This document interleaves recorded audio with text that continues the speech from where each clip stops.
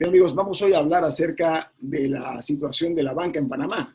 Me refiero en tiempos de crisis. En este caso no es el amor en tiempos del cólera, sino la economía en tiempos del coronavirus. Para eso hemos invitado al banquero Rolando de León. Él, dentro de su larga trayectoria como banquero, Rolando fue gerente general del Banco Nacional de Panamá, así que nos puede hablar con mucha propiedad acerca de esta situación que no únicamente la parte de salud, sino también la parte económica, que está afectando a muchísimos panameños, pero sobre todo hay el temor de que no se sabe para dónde vamos. Buen día, licenciado de León, ¿cómo está? Muy buenos días, gracias por la invitación, Ñito, gracias también a Jorge y a don Rubén, y realmente contentos de estar acompañándolos esta mañana. Oiga, don Rolando, hay mucho, se habla de riesgos en cuanto a la aplicación de la moratoria por ley para préstamos en lo que son las áreas comerciales y de consumo, particularmente llevarla hasta el 31 de diciembre. Hay mucha confusión. Hábleme de su perspectiva como gerente del Banco Nacional, pero sobre todo como banquero en acción, en actividad hoy día.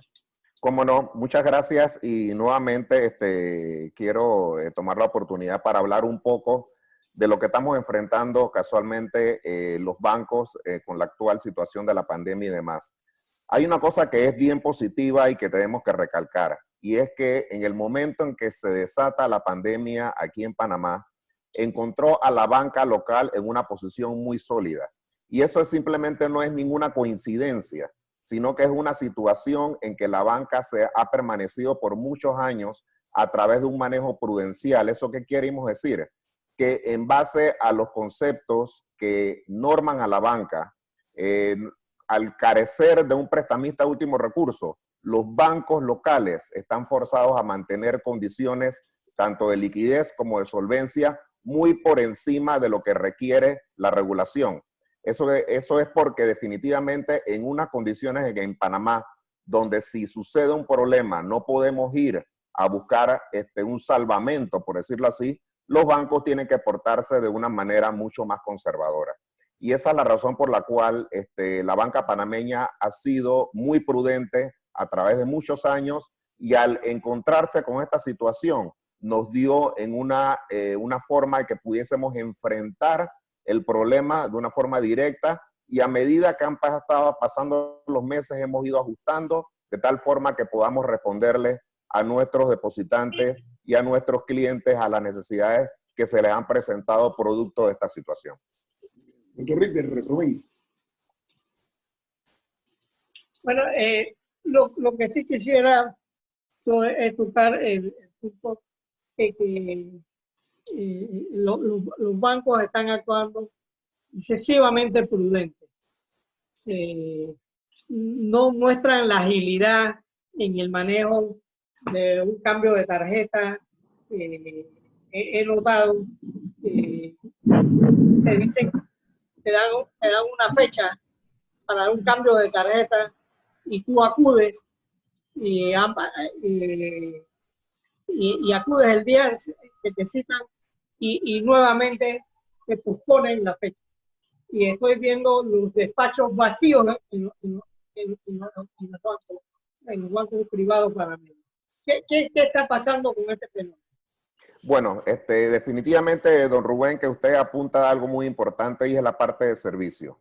Los bancos, acuérdense que están enfrentando también una situación muy especial producto de esta pandemia, y es que los bancos no han parado de elaborar durante todo este tiempo, e incluso mucho del personal está yendo a trabajar exponiéndose a una situación difícil. Con todo y eso, los bancos han buscado maneras de darle el servicio directo en las sucursales y también trabajando mucho de su personal de manera remota. Lo que sí le puedo decir es que lo que sí queremos es que los clientes no tengan que salir a hacer transacciones bancarias y que lo puedan hacer a través de las distintas fórmulas digitales que ofrecen los bancos, a través del teléfono, a través de la banca en línea y a través de contactos directos que ofrecen varios de los bancos del sistema, para que los clientes no tengan que presentarse y se expongan a una situación difícil de contagio.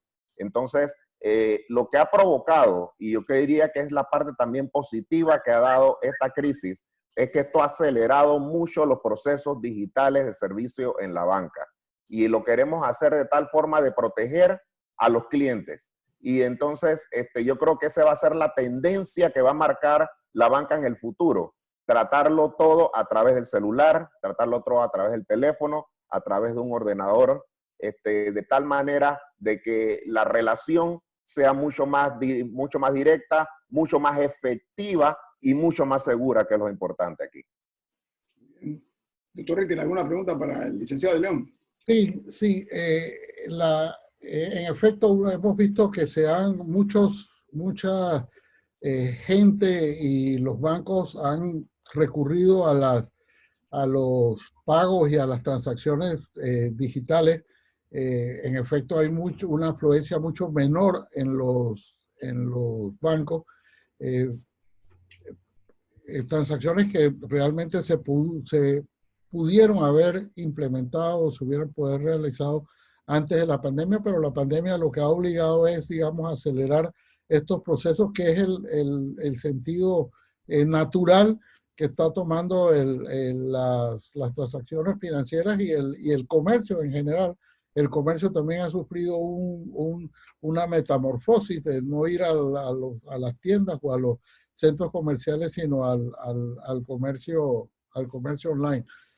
Yo quería preguntarte, Rolando, quizás un poco alejado de la puntualidad de los problemas de la banca y de que están confrontando la gente en Panamá. Ayer vimos una noticia del Bank of America en el sentido de que reducía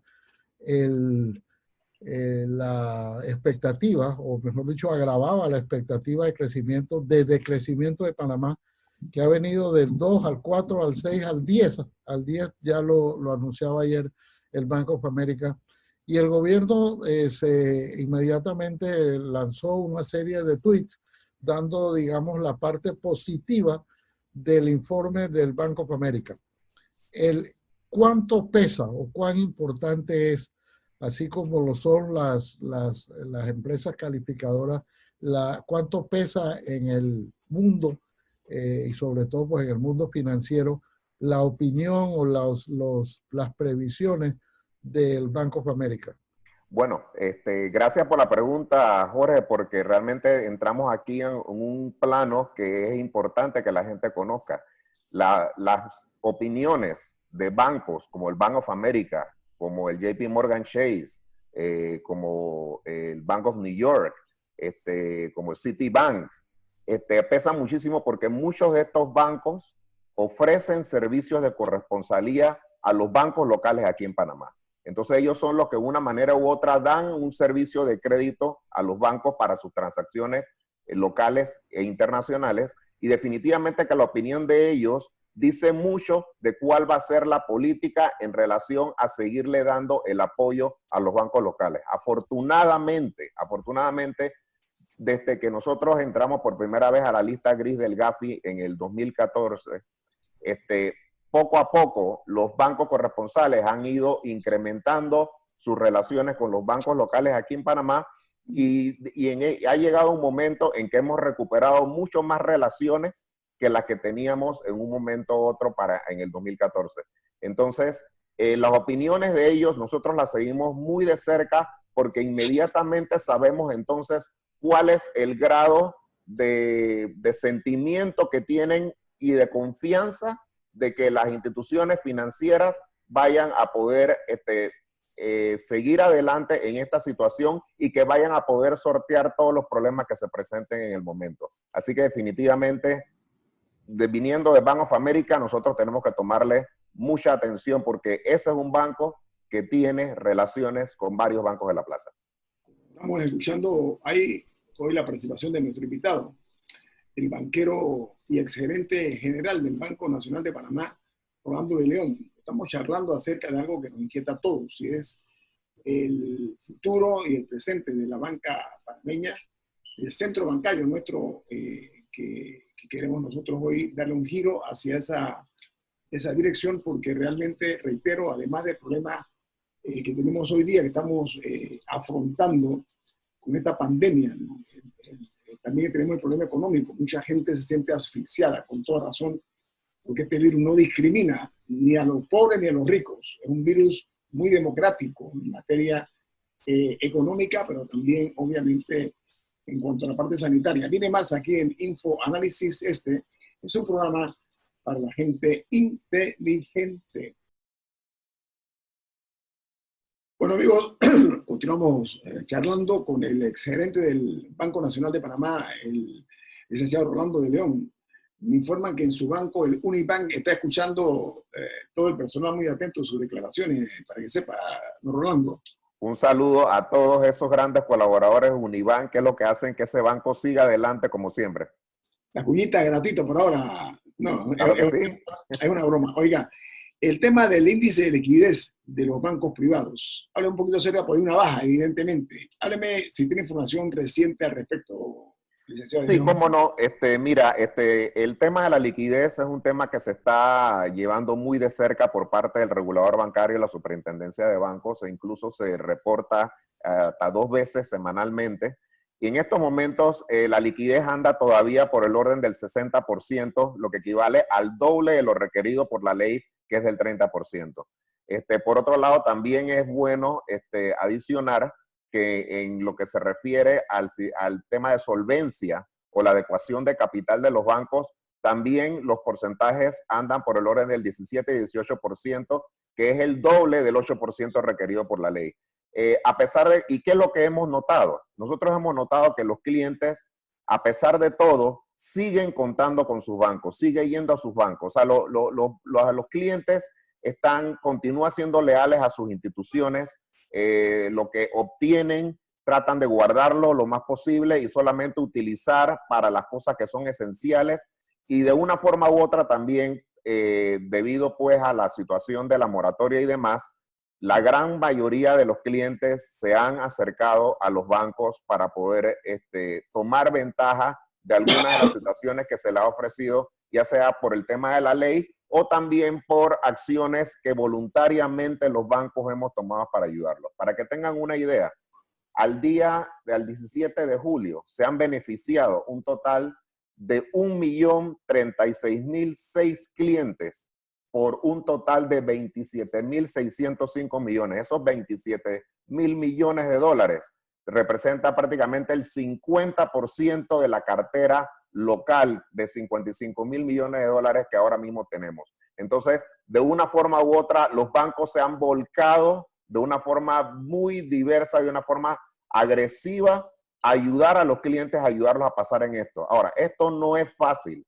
Esto tiene que venir acompañado de varias cosas. Primero, de parte de las acciones que está tomando el gobierno nacional para proveer también de mecanismos necesarios para ayudar a las partes que son más vulnerables en la economía, como se trata, por ejemplo, de las pequeñas y medianas empresas, que son las que están sufriendo mucho en esto. También está el sector agropecuario, que igualmente se ha convertido en una oportunidad, ya que la cadena alimenticia es uno de los factores que todavía está caminando y que debemos darle mucho curso.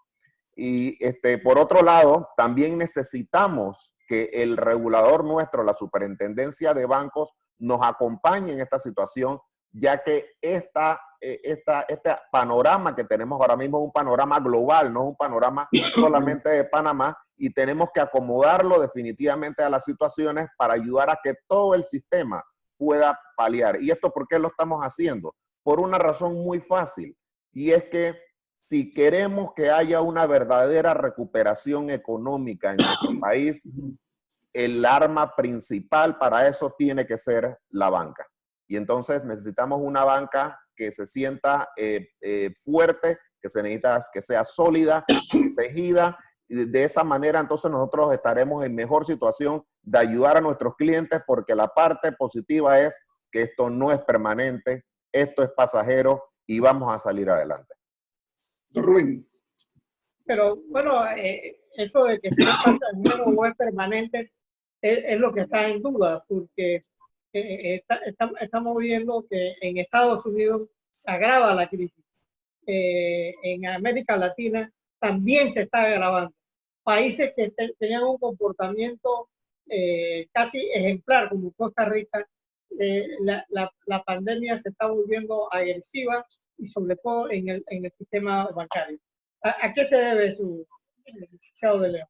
No, definitivamente que estamos pasando por una prueba que la cual no existe una comparación en otras situaciones que se han dado anteriormente. Por ejemplo, para hacer un poco de historia, yo recuerdo cuando ingresé en la banca, allá por 1980, la primera crisis que hubo fue la crisis de la deuda latinoamericana en 1982, que fue una crisis bastante dura porque en esos momentos las deudas de los países estaban en los bancos comerciales, no estaban en bonos del mercado.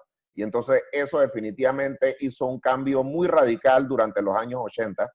Después vino la primera crisis del mercado de 1987 con la caída de Wall Street, que definitivamente también dio un giro importante. De ahí entonces tenemos que saltarnos quizás hasta la crisis del septiembre 11 del 2001, que definitivamente no hubo solamente un cambio en el sistema bancario en Estados Unidos, sino al sistema global, ya que hubo que adaptar muchos más estándares de cumplimiento y de control de lavado de activos y demás que se podían haber utilizado para el terrorismo y eso marcó una manera diferente de manejar la banca. De allí en adelante entonces, tuvimos la crisis del año 2008-2009 en Estados Unidos, que definitivamente tuvo una repercusión también global.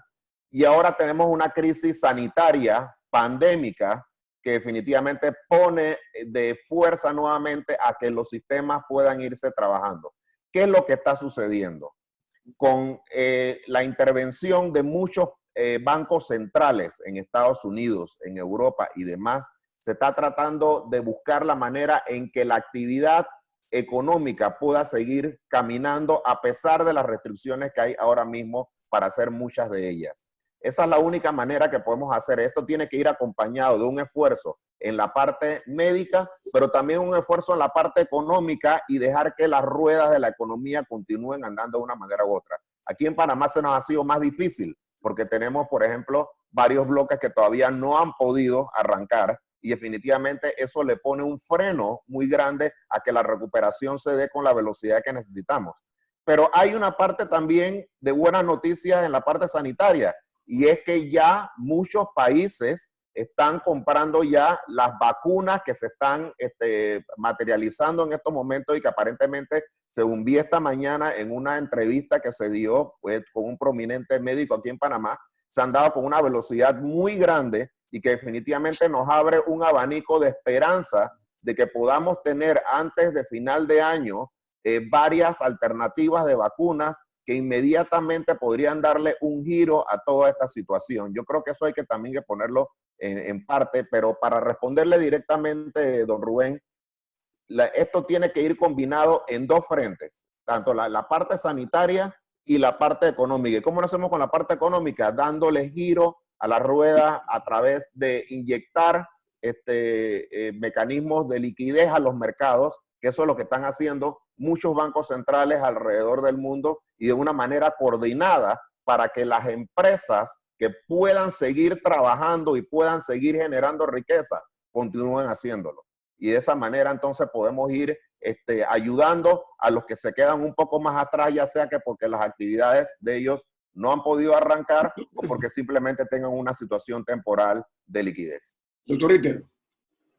Bueno, mira, yo leía esta mañana, y enhorabuena que tú hayas participado del programa, del peligro que entraña el hecho de que en general en la economía mundial se han, digamos, relajado en el sentido de hacerlos más flexibles, flexibilizado mucho los controles de gasto, los controles de deuda, los límites del endeudamiento y que esto pudiera salirse, pudiera no, que es indispensable para salir de la crisis, pero que pudiera entrañar o suponer peligros en el futuro con una deudas que después no se puedan pagar. En el caso de Panamá, si se quiere, que no tiene los recursos que acabas de mencionar de banca central, la única fuente de financiamiento distinto a los impuestos, desde luego, es el endeudamiento, que hasta ahora ha tenido y tiene los límites con relación al PIB y los límites propios del déficit, que no puede superar un porcentaje el déficit no puede superar un porcentaje del PIB.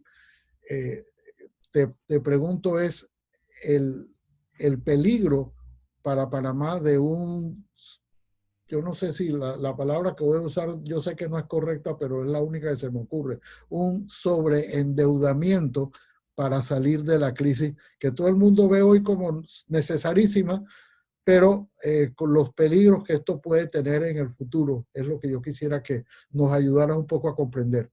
Con mucho gusto, Jorge. Mira, básicamente, cuando hablamos del porcentaje de endeudamiento que tiene Panamá, es sobre todo para mantener su mecanismo y la calificación de riesgo que el país tiene. ¿Qué está sucediendo ahora mismo? Las calificadoras de riesgo, como este es un tema que no es de Panamá, sino que es un tema mundial, están viendo ahora cuáles son las consideraciones que tienen que adoptar para ver si los países dentro de sus condiciones pudiesen tener niveles de endeudamiento más altos sin afectar su calificación. Esa es la parte que Panamá tiene que estar viendo. Durante los próximos meses, las autoridades del gobierno tienen que mantenerse en comunicación tanto con la banca corresponsal y las calificadoras de riesgo para ir midiendo una situación que sabemos que allá afuera también la entienden. Y yo pienso que las situaciones macroeconómicas del país, como es el Canal de Panamá, su centro financiero, su centro logístico y demás, todavía son factores que le ayudan a Panamá a poder salir más rápido de esto en comparación con otros países. Esa es, por ejemplo, la comparación que se está haciendo en cuanto a que Panamá, dentro de los países latinoamericanos, se vea como un país que tiene la oportunidad de salir más rápido de esto, dada su condición de economía de servicio. Por otro lado, lo que tenemos que cuidar bien aquí es definitivamente no sobreendeudarnos localmente y utilizar los recursos de manera mucho más directa, y ahí es donde entonces vienen las políticas de Estado que necesitan ser implementadas de manera inmediata, y yo creo que muchas de esas cosas todavía están en periodo de prueba y que definitivamente tienen que ir bastante rápido, aunque yo considero que en estos momentos, a pesar de todo lo que está pasando, pienso que Panamá está en el nivel de que una vez que nosotros definamos, cuando estén todos los grupos económicos caminando y demás, podamos tener una más claridad de cuánto tiempo nos va a tardar recuperarnos a los niveles que estábamos anteriores a la pandemia. En estos momentos, eso es una parte que es una incertidumbre muy grande. Pero en cuanto a lo que tú mencionabas sobre ese endeudamiento, ese es un factor que está pasando en todos los países. Entonces, las calificadoras de riesgo, que son los que nos dicen a nosotros que si el país está haciendo las cosas bien, ya están tomando en consideraciones eso, y lógicamente la banca corresponsal y los inversionistas internacionales también lo están analizando, y a pesar de todo, Panamá ha podido incluso ir a los mercados en una situación de pandemia. Fue el primer país en ir a los mercados internacionales dentro de una situación de pandemia y tuvo una colocación exitosa de la deuda. Y pienso que todavía lo puede hacer. Panamá tiene la capacidad para hacerlo porque ha tenido un buen manejo macrofiscal de que viene de muchas administraciones atrás. Entonces yo creo que tenemos los mecanismos para poder enfrentarnos en el futuro y saber controlar la parte de la deuda, ya sea tanto local como internacionalmente. Bueno, Rolando León, tengo 2 minutos. Me hace una respuesta corta. El problema de la caída de las utilidades, que hasta mayo era de 26%. Háblenos hasta dónde debemos estar preocupados o un buen comportamiento. Bueno, lo primero que les quiero decir es que la banca, a pesar de eso, ese es un ejemplo donde se nota que definitivamente que la banca de una manera u otra también ha sentido el impacto, pero los bancos actualmente siguen teniendo una estructura de capitalización y de liquidez muy sólida, y eso como les dije anteriormente, se está vigilando semanalmente, y prácticamente nosotros a nivel de los bancos hacemos también corridas diarias para saber cuál es la fortaleza que tenemos para continuar en el negocio, y quiero mandarles el mensaje de que la banca está en una situación muy buena, está sólida, está bien capitalizada, está muy líquida, así que no hay que preocuparse por una situación como esta, porque estas son cosas que sabemos que van a pasar y estas son situaciones que sabemos que se van a dar solamente mientras dure este periodo. Oiga, licenciado Rolando León, gracias por compartir con nosotros su conocimiento. Usted fue gerente general del Banco Nacional y es banquero en la privada, así que tiene las dos perspectivas. Muchas gracias por sus aportes. Cómo no, a la orden siempre. Gracias. Aquí en Info Análisis, un programa para la gente inteligente.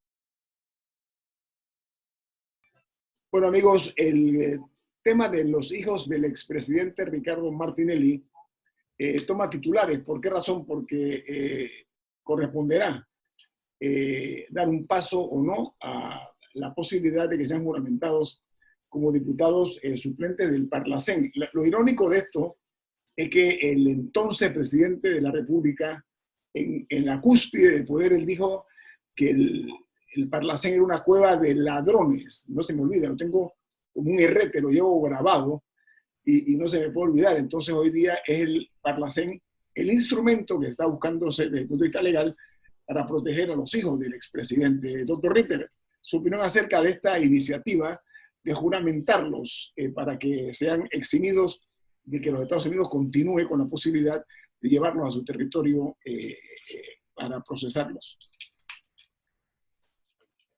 Yo te lo planteo de esta forma, Guillermo, que yo creo que debe ser una crítica, un llamado de atención a la manera como nosotros estamos presentando, o la manera como algunos medios, en este caso específicamente el diario La Prensa, presentó el caso ayer, cuyo titular desdice mucho o era contradictorio con el contenido de la noticia.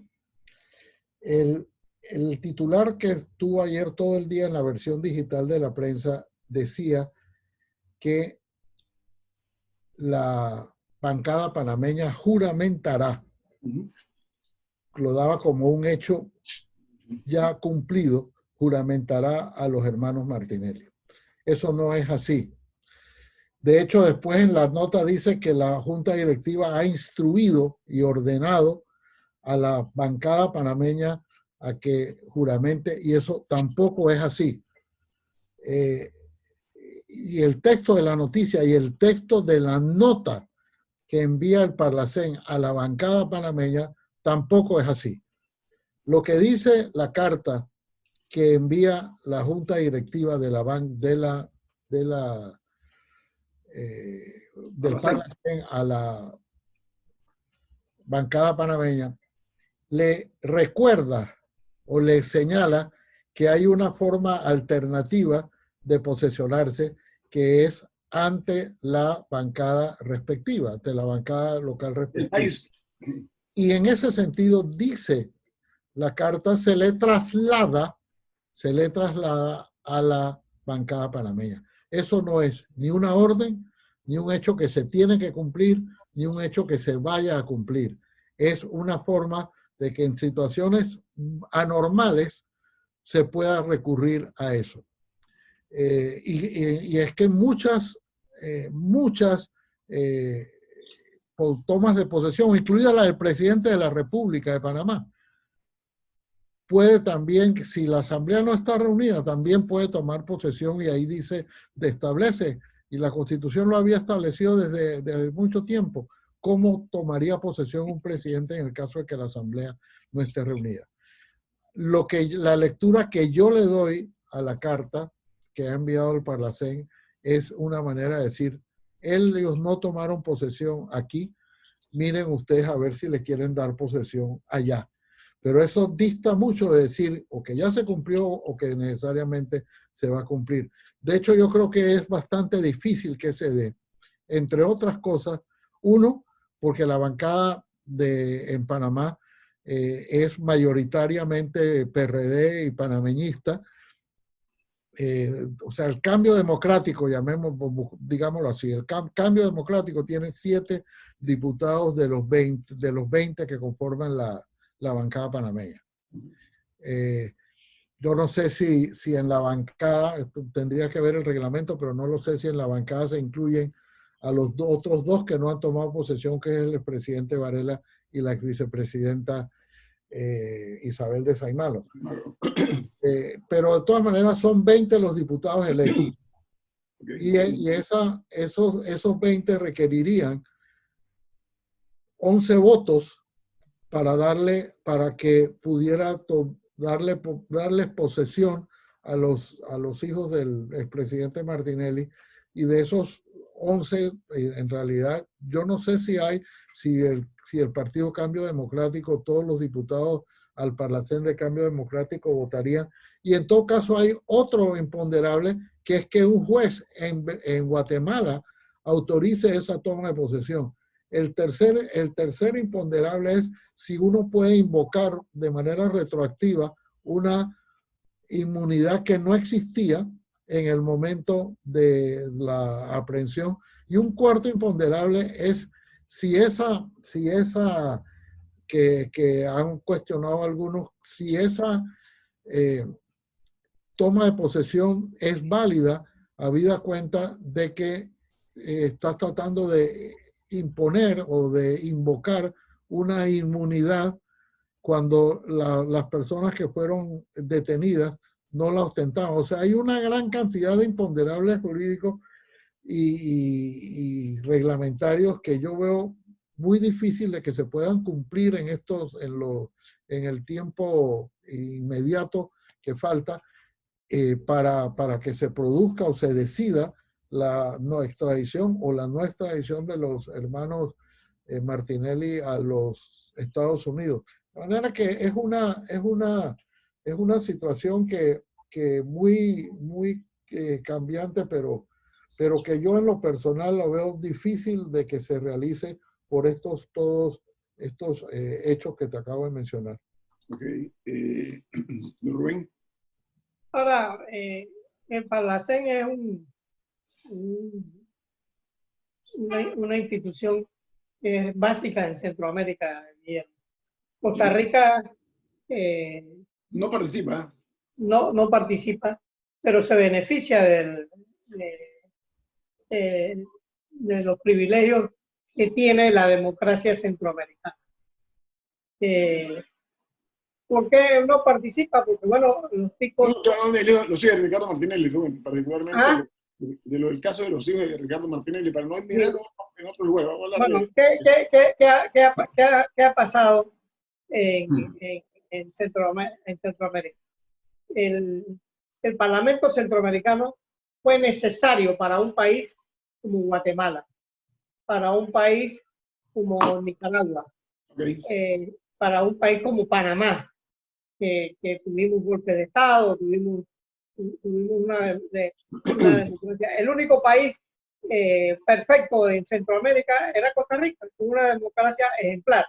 Entonces ellos se abstuvieron de meterse en el Parlacén.